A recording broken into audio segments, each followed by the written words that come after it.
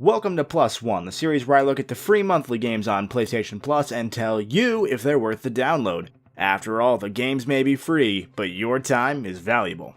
Today we're looking at Lovers in a Dangerous Spacetime, a 2015 game made by indie studio Asteroid Base. Usually I try to give a basic idea of what genre these PLUSone games best fit into, but with this game it's a tad more complicated than that. This is a game where you pilot a small ship flying through space, shooting enemy ships, and progressing through large contained levels.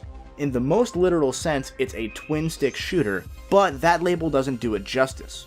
Rather than controlling the ship itself, you control the pilot, who, in turn, controls the ship. Your ship is circular and has one turret facing in each cardinal direction.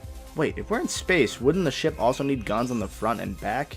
On top of these turrets is a shield that can be moved to cover a small chunk of the ship, a special super weapon that rotates around the ship on its own, the steering wheel, and a map.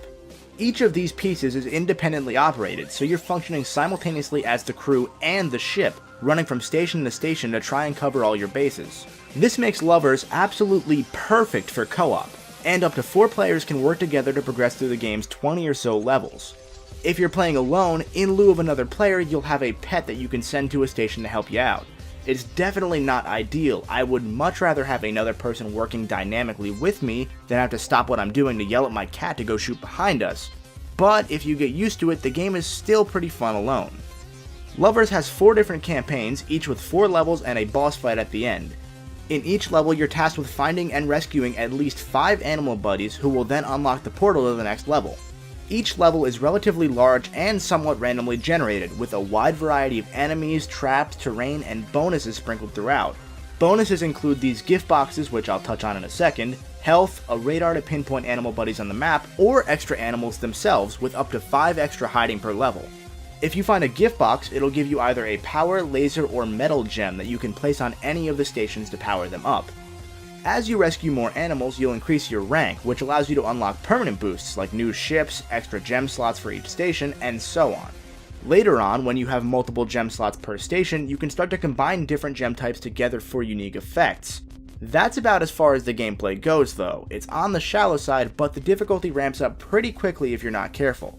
I can totally see this game being a ton of hectic fun with your friends. The story's on the lighter side. At some point in the future, scientists harness the power of love, but one day an error happens and anti-love starts attacking. Wouldn't anti-love just be hate? The anti-love tears a hole in space-time and the giant love ship thing. As one of the League of Very Empathetic Rescue Spacenauts, your job is to stop the anti-love and save the universe. It's cute, it gets the job done, and it fits this beautiful neon art style. And the music is certainly nothing to scoff at either. It's catchy, and again, it gets the job done. With the download size sitting comfortably at just under a gig, the game's on the smaller side, and it has a lot of value for you completionists, requiring you to beat each campaign once with each of the game's 3 different ship types to get that coveted platinum trophy. Whether or not you should +1 this game to your collection, however, may depend on your patience, because if you don't have the extra controllers or a willing partner, you're missing out on the main focus of the game.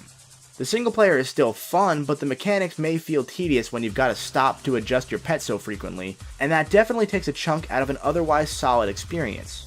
I feel like this game would be perfect with some sort of online mode, but alas, it doesn't have one. If you're coming to this video late, the game normally goes for $15, and again, if you have the friends nearby who can sit down and join you, it's definitely gonna be worth that. If you don't, it may not be a great fit for you. Have you played Lovers in a Dangerous Spacetime? If so, let me know what you think in the comments down below. As always, thanks for watching. If you liked the video, be sure to hit the like button and share it with your friends. And if you want to find out if more of this month's free games are worth a spot on your system, be sure to subscribe.